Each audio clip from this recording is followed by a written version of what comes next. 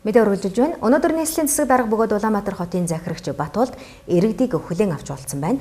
Энэ үеэрээ иргэдийн санал бодлыг сонсож цаашид хэрэгжүүлэх үйл ажиллагаанд тусгаж ажиллах болно гэдгээ хэлж байсан юм а. Хотын даргатай уулзахаар ирсэн эхний иргэн бол 5 настай мөнх эрдэнэхүү байлаа. Хүүгийн ээж хэлэхдээ миний хүү 2 настайдаа бичиж тооподод сурсан. Хүүгийн минь аяас чадварыг улам хөгжүүлэхэд хотын удирдлагуудаас дэмжиж тодорхой сургалт төсөл хөтөлбөрт хамруулж өгөхийг хүсэж байна. Ялангуяа IQ болон бусад оюун ухаан хөгжүүлэх сургалт хөтөлбөр байвал зүгээр юм гэж ээжийн зүгээс бодож хотын даргатай уулзах өгдөл өгсөн. Мөн хүүгээ нийслэл хотын даргатай танилцуулах бодолтой байгаагаа ч онцлон хэллээ. Харин хариу болгож хотын дарга нийслэлийн ирээдүй болсон авяас чадвартай хүүхэд залуучуудаа хотын зүгээс дэмжин ажиллахаа хэллээ.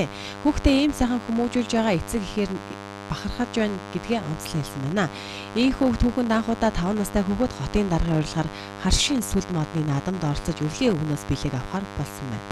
Манай нийслэлийн иргэдийн төлөвчдийн хурлын төлөөлөгч Атанбаатар гэж залуу шүү дээ. Манай Атанбаатар бол тэр авиас хүүхдүүдийн авиасыг нээж хөгжүүлдэг. Ялангуяа сэтгэн бодох чадвар, ой тогтоолтыг нэмэгдүүлдэг юм сургалт явуулдаг юм байна.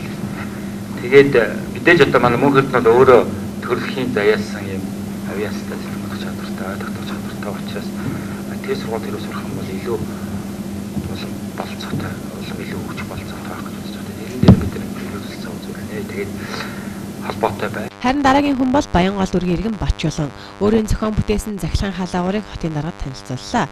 Тэрээр нийслэлийн агаарын бохирлыг багасгах гээд уг халаагуур ач тустай хамгийн бага эрчим хүчээр хамгийн их дулаан гаргах боломжтой хэллээ. Одоогийн байдлаар өөрийн хэмжээнд үйлдвэрлэлээ эрхэлж байна. Цаашид хотын удирдлагуудаас тусламж дэмжлэг хүсэж байна хэмээн хэлсэн юм а. Үүнд хотын дарга хэлэхдээ хотын удирдлагууд агаарын бохирлыг бууруулах чиглэлээр хамгийн зөв шийдлийг эрэлхийлсэн ажиллаж байна.